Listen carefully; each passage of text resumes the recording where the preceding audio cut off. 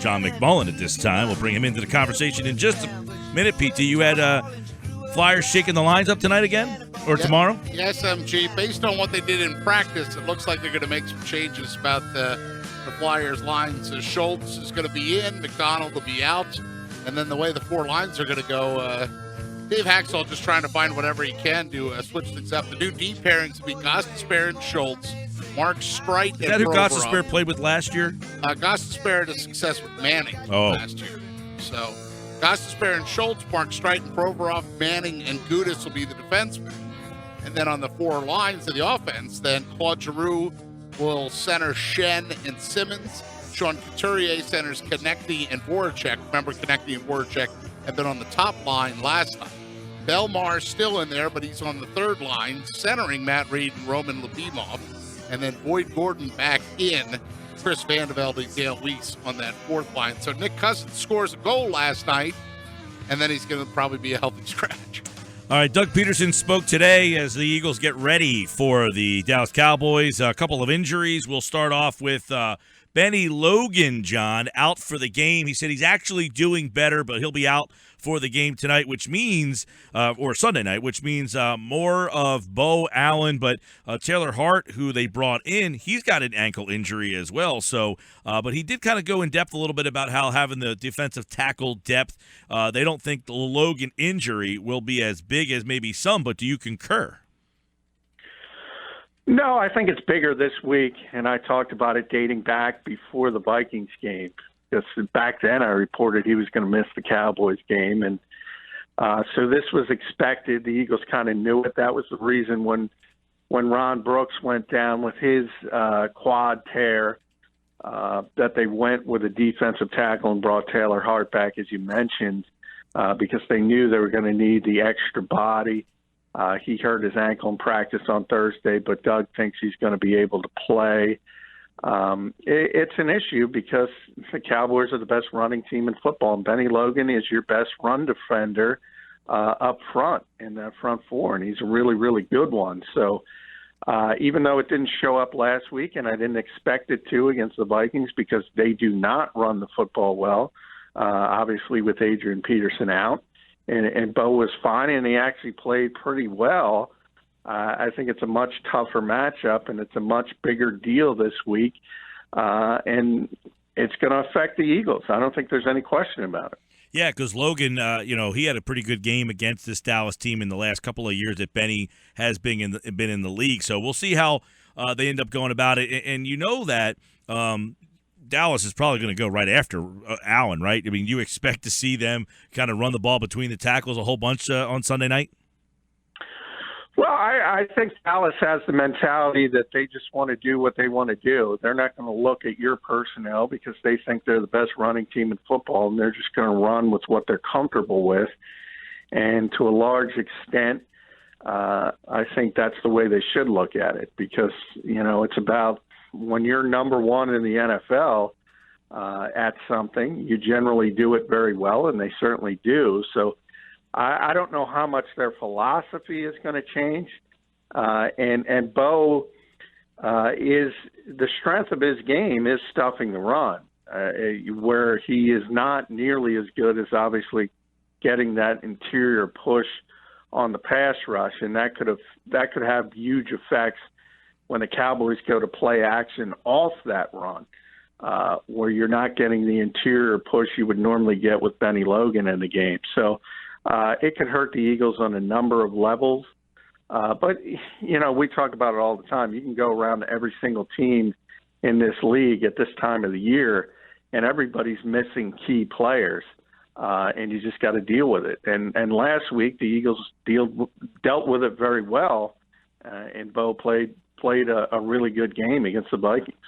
John, Doug Peterson talked a couple days ago about some of the reasons why Zach Ertz hasn't caught a lot of passes lately, and you look at the numbers last year when Bradford and Ertz were playing together. In the first half of the season, he didn't catch nearly as many balls as he did later in the season after playing with Bradford for a longer period of time. I mean, does chemistry a lot of times factor into a situation like that?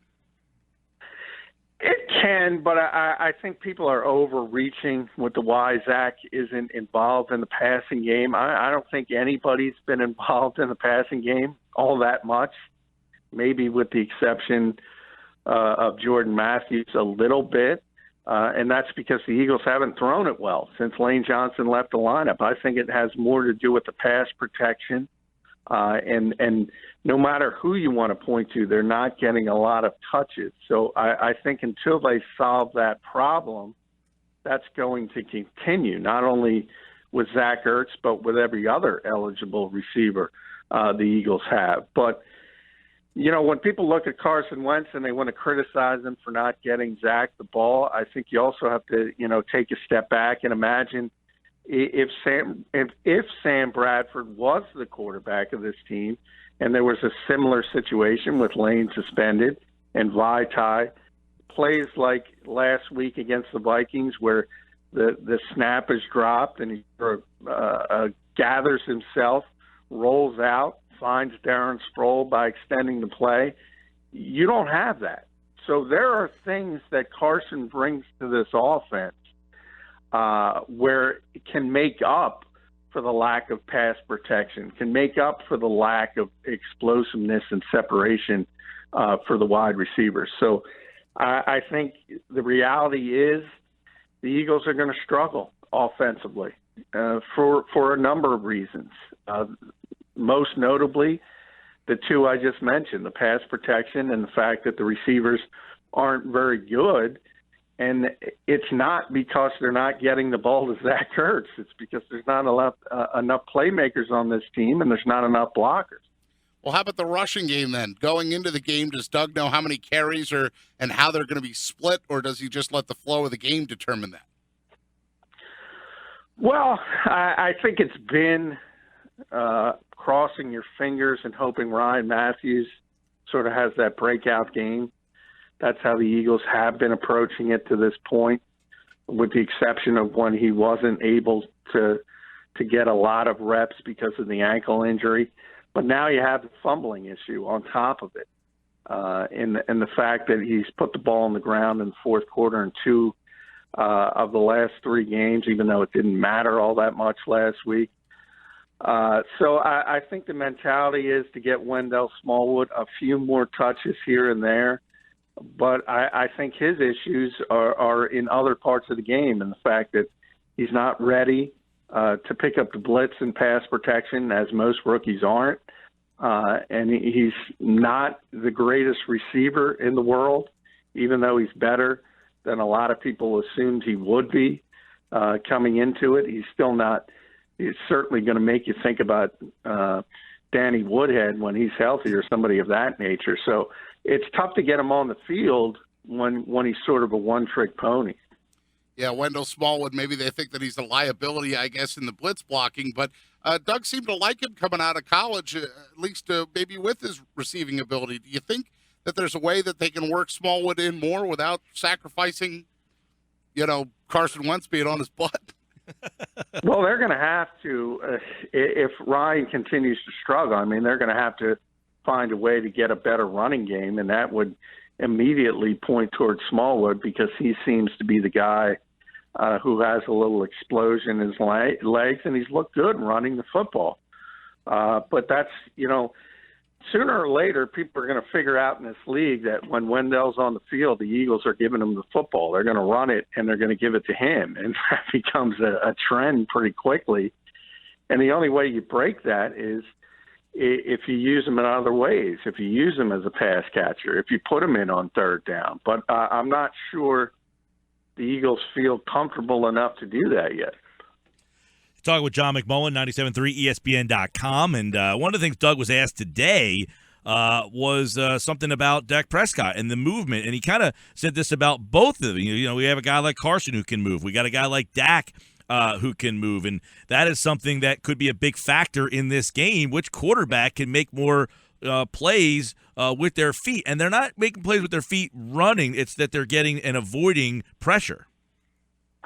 Yeah, it's extending the plays. If you see Dak, he doesn't have a ton of rushing yards, but especially when the Cowboys get in the red zone, because they've been one of the best teams in football in the red zone. It becomes really, really difficult to defend, especially when you get those sort of read option, zone read mechanic looks where the quarterback can keep the football, and you have to respect his ability to keep the football.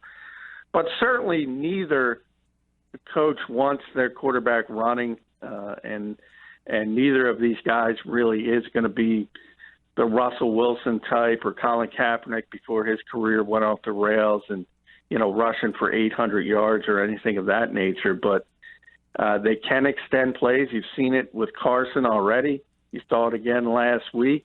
And that's really, really important, especially when you're struggling on the offensive line. I think you saw it with Sam Bradford with the Vikings. The Vikings couldn't pass block, and that's it for Sam. If you don't protect him, you can't extend the play. So that's one of those hidden things that even though the numbers don't look great for Carson over the past couple of weeks, it's one of those things that he offers to the offense that it didn't have before. John, one of the topics of conversation this week, the challenges for the Eagles offensive line on the road, a silent snap count. Do you expect Big V to struggle this week? Dallas not the best pass rush. No, and I think that helps. I do expect him to struggle because he was just so bad at it in Washington, and it's going to be a work in progress for the rest of the season. But as you mentioned, Dallas doesn't have a Ryan Kerrigan type that's really, really going to be able to take advantage of it like he did. So I think it'll be a little bit better. But as a whole, I just don't think he's ready yet. So he's on the road. He's a young tackle in this league. He's going to struggle with the noise, the silent count, as you mentioned, Pete. And it's going to be an issue again. Another issue this week, a well-rested Cowboys team. How big of a factor, last week Vikings off the bye, Cowboys off the bye, next week Giants off the bye. Doug did touch on it today. Yeah, sometimes I think it helps you. If you look at the Eagles off the bye, they didn't play well. You mentioned Minnesota off the bye. They're 5-0. They look anything but an unbeaten team. A lot of times, the last thing you want, especially if you're playing well, is a week off because guys kind of lose, whatever you want to call it, that extra edge. They're going at a really, really high level, and all of a sudden they stop. They leave. Most of the guys travel. They leave the facility. They're not around for 4 days, and then you got to pick up and pick up at a high level. So I think you've seen it hurt teams more than help them, at least good teams so far this season.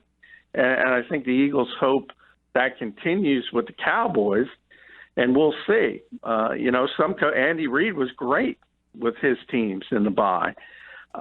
So I think it can work in both cases, in both instances. Some coaches are really, really good with it, and some are not. And I think the earlier in your season, we're getting midway there, but I think teams tend to prefer to have the bye a little bit later just because you tend to get banged up later, and then it becomes a more desirable situation for you. I don't think the Eagles are concerned about the Cowboys coming off the bye because they've seen what it's done to themselves and what it's done to the Vikings. Yeah, it's it's interesting. We know Andy's story. He's been very good off the bye. We thought maybe that would work for Doug. It did not work for Doug. The Eagles are very sluggish off the bye. We saw the same thing last week, as you mentioned, with the Vikings. We'll see what happens with Dallas this week. For the most part, John, it feels like more people think that Dallas, not only wins the game, that is just, concretely going to win this game than it did last week. It seemed like towards the end of the week, as we did a lot more breaking the game down, that people said, you know what, I think this Vikings team does have problems, the offensive line and the bye, and maybe this is their week that they just have that down week. I don't feel the same way this week about Dallas. It feels like a lot of people think Dallas is just a better football team.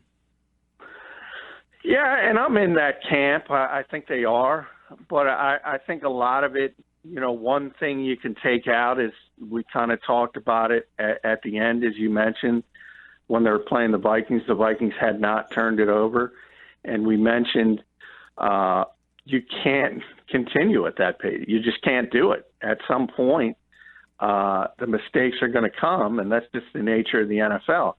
In turn, Dak got it out of the way against Green Bay through an interception, but as a whole, the Cowboys have been very, very good with ball security, and at some point, that's got to change. So I think the Eagles are looking at it like, hey, the odds sort of trend in their favor.